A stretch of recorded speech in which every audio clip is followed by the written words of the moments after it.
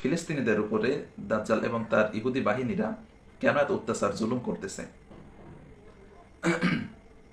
দাজ্জালের প্রশ্নগুলোর দিকে খেয়াল করলে আমরা বুঝতে পারবো তামিমে দারি রাদিয়াল্লাহু তাআলা আনহুকে বিশান, জুগার এবং বুহাইরা তাবরিয়া এবং নবীজির সম্পর্কে দাজ্জাল জিজ্ঞাসা করেছে। এখানে একটু চিন্তা করলে বোঝা যায় দাজ্জালের প্রশ্নগুলোর মূলেই কিন্তু ছিল পানি। পানি সম্পর্কীয় প্রশ্ন কিন্তু দাজ্জাল করেছিল। আর বর্তমানে আমরা লক্ষ্য করছি এক দেশ আরেক দেশকে শায়েস্তা করার জন্য প্রধান উপায় হিসেবে বেছে নিয়েছে এই পানিকেই। ভারত বলছে পাকিস্তানের উপরে তাদের দেশের পানি গড়াতে দেবে না। তারা বাংলাদেশকেও এরকম বলে। বলিভিয়াতে খাবার পানির তীব্র সংকট দেখা দিচ্ছে। অনেক দেশ পানি শূন্য হওয়ার সংবাদ খবর মাধ্যমগুলোতে প্রচার হচ্ছে, তবে আমরা তার স্বাভাবিক বিষয় হিসেবে ধরে নিচ্ছি। ভবিষ্যতে দাজ্জাল সমগ্র মানব জাতি তার অধীনস্থ করতে এ পানিকেই প্রধান উপায় হিসেবে বেছে নেবে, যার কিছু ঝলক সে তার অন্যতম অনুসারীদেরকে দিয়ে করিয়ে নেওয়ার চেষ্টা করছে। দাজ্জালের দ্বিতীয় প্রশ্ন ছিল বুহাইরা তাবরিয়া কেন্দ্র করে। বর্তমানে এই অঞ্চলটি ইসরায়েলের দখলে। বর্তমানে বুহাইরা তাবরিয়া হচ্ছে ইসরায়েলের মিঠা পানির একমাত্র উপায় বা উৎস। এতে গোলান পর্বত থেকে জাবালে শায়েক হয়ে পানি আসার একমাত্র রাস্তাটি ইহুদিরা কৌশলে ইসরায়েলের ভেতরে নিয়ে গেছে, যার মাধ্যমে সহজেই তারা তাদের প্রয়োজন পূর্ণ করে আর অবশিষ্ট পানি মরুভূমিতে নষ্ট করে, যাতে মুসলমানদের এই পানি থেকে বঞ্চিত রাখা যায়।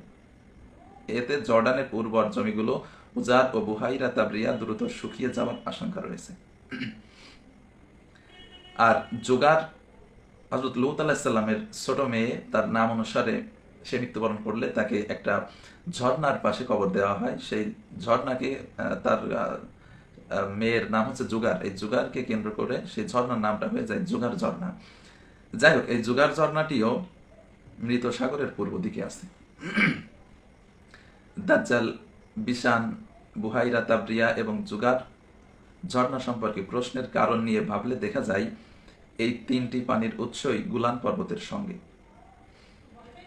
আর দাজ্জালকে প্রতিহত করতে হযরতে ঈসা আলাইহিস সালাম ও ইমাম মাহদীর সৈন্যদল যে ঘাঁটি করবে বলে হাদিসে বর্ণনা আছে তা এখানেই হবে।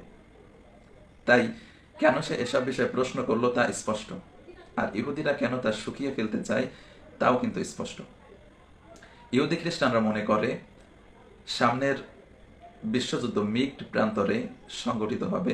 এই প্রান্তরটি বুহাইরা তাবরিয়ার সামান্য পশ্চিমে। সম্ভবত এখানেই খ্রিস্টানদের সঙ্গে হযরত সালাউদ্দিন আইয়ুবী রাহিমাহুল্লাহর সেই ক্রুসেড যুদ্ধটি হয়েছিল, যেখানে সালাউদ্দিন আইয়ুবী রাহিমাহুল্লাহ পানি থেকে বঞ্চিত করে খ্রিস্টানদেরকে পানি থেকে বঞ্চিত করে প্রায় অর্ধেক যুদ্ধে তিনি জয়লাভ করে ফেলেছিলেন। আর এই যুদ্ধে খ্রিস্টানদের চরম পরাজয় হয়েছিল। আবার আফিফ ঘাঁটি, যেখানে দাজ্জাল মুসলমানদেরকে অবরোধ করে ফেলবে, তাও বুহাইরা তাবরিয়ার দক্ষিণে। বোঝা যাচ্ছে সামনের সব ঐতিহাসিক জায়গাগুলো ওই গুলান পর্বতের নিচে অবস্থিত। আর এতে করে ইসরায়েল, ফিলিস্তিন বা ইসরায়েল শাম কর্তৃক এসব এলাকা নিয়ে মতবিরোধের কারণ এখন সহজেই বুঝতে পারবেন কেন ইসরায়েল তা হস্তগত করতে চায়।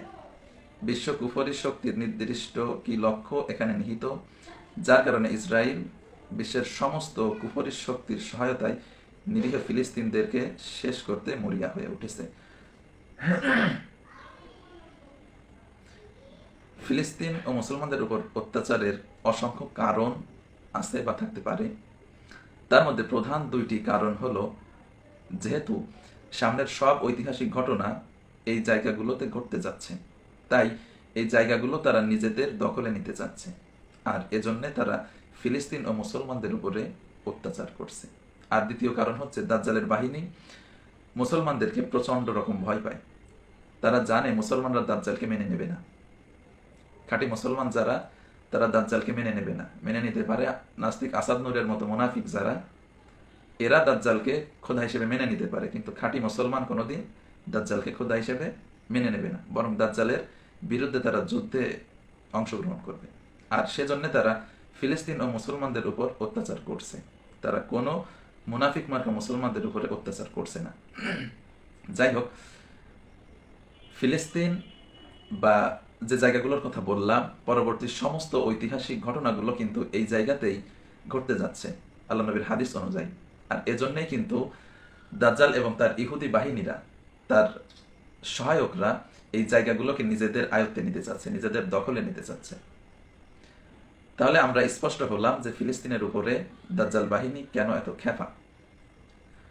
যতই যাই হোক, মুসলমান, অসংখ্য মুসলমানের প্রাণ যাবে, কিন্তু পরিশেষে মুসলমানদেরই বিজয় হবে। আল্লাহ রাব্বুল আলামিন সমস্ত মুসলমানদেরকে দাজ্জালের ফিতনা থেকে হেফাজত করুন, আমিন।